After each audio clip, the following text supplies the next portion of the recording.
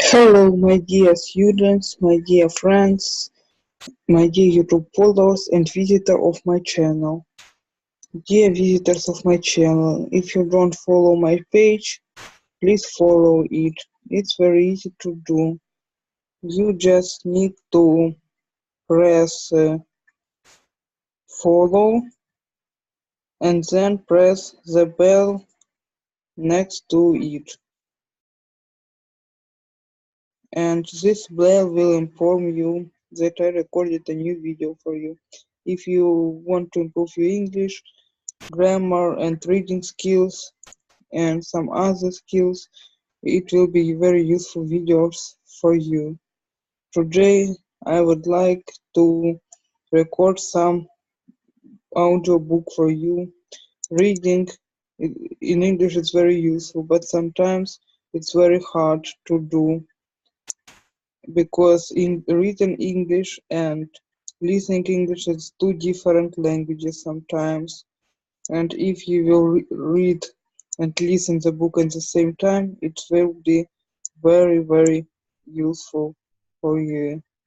So let's we start some some listening activity here. When the children were in bed, Lucille went downstairs with Mrs. Christensen.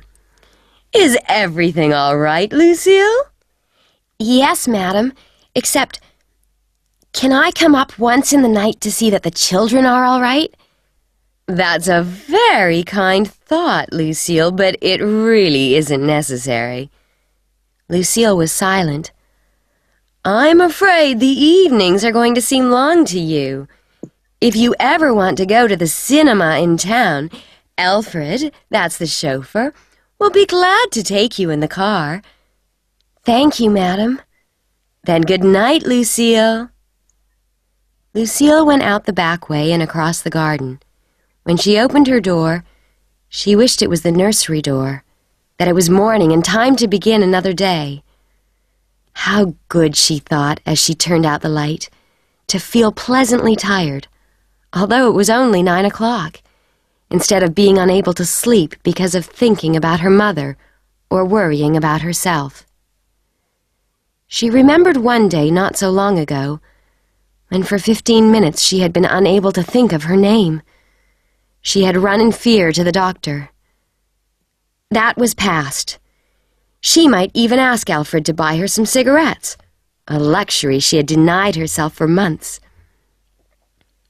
The second day was like the first, except that there was no scratched hand, and so was the third and the fourth. The only thing that changed was Lucille's love for the family, a love which grew greater each day.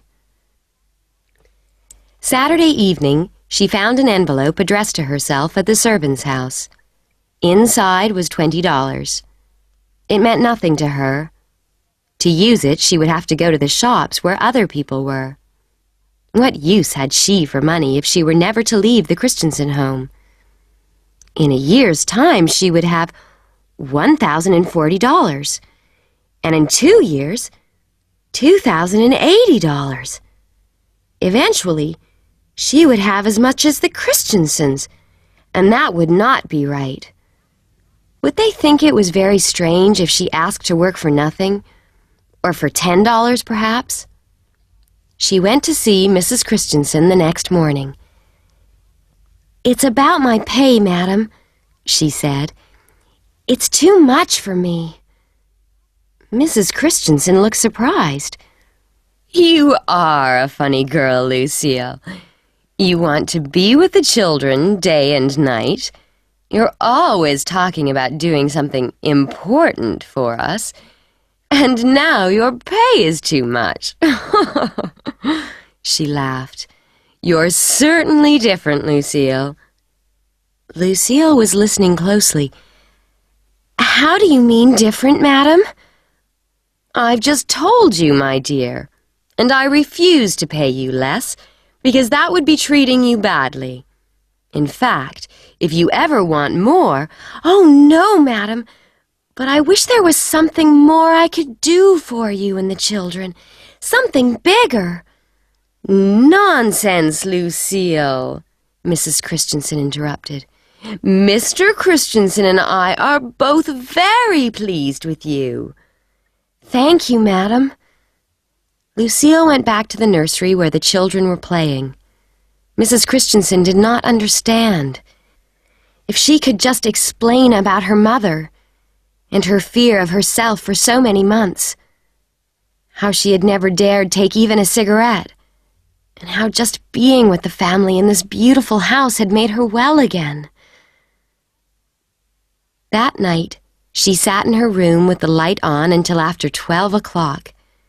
She had her cigarettes now, and allowed herself just 3 in the evening. But even those were enough to relax her mind, to make her dream of being a heroine. And when the 3 cigarettes were smoked, and she would have liked another, she put them in her top drawer so that they could not tempt her. She noticed the $20 bill the Christensens had given her. She took a match and lit it, and put the burning end down against the side of her ashtray. Slowly, she lit the rest of the matches, one after another, and made a tiny, well-controlled fire. When all the matches were burnt, she tore the $20 bill into bits and added these to the fire. Mrs. Christensen did not understand, but if she saw this, she might. But this was not enough. Just loyal service was not enough either. Anyone would give that for money. She was different. Mrs. Christensen had said that. Lucille remembered what else Mrs. Christensen had said. "Mr. Christensen and I are both very pleased with you." Lucille smiled at the memory. She felt wonderfully strong and happy. Only one thing was lacking in her happiness. She had to prove herself in a crisis. She moved nervously around the room. If only there were a flood. She imagined the water coming higher and higher around the house until it almost rushed into the nursery. She would rescue the children and swim with them to safety. Or, if there were an earthquake, she would rush in among falling walls and pull the children out. Perhaps she would go back for some small thing, one of Nicky's toys, and be killed. Then the Christensens would know how much she loved them. Or, if there were a fire. Fires were common things. There might be a terrible fire just from the gasoline that was in the garage. She went downstairs, through the door that opened into the garage. The gasoline tank was 3 feet high and completely full. Despite its weight, she got it out of the garage and rolled it across the garden, making no noise on the grass. The windows were dark, but even if there had been lights, Lucille would not have stopped, nor if Mr. Christensen himself had been standing by the fountain, because probably she would not have seen him. She poured some gasoline on a corner of the house, rolled the tank further, and poured some more. She went on like this until she reached the far corner. Then she lit a match and walked back the way she had come, touching it against the wet places. Without looking back, she went to stand by the door of the servants' house to watch. At first, the flames were pale and eager. Then they became yellow with bits of red. Lucille began to relax.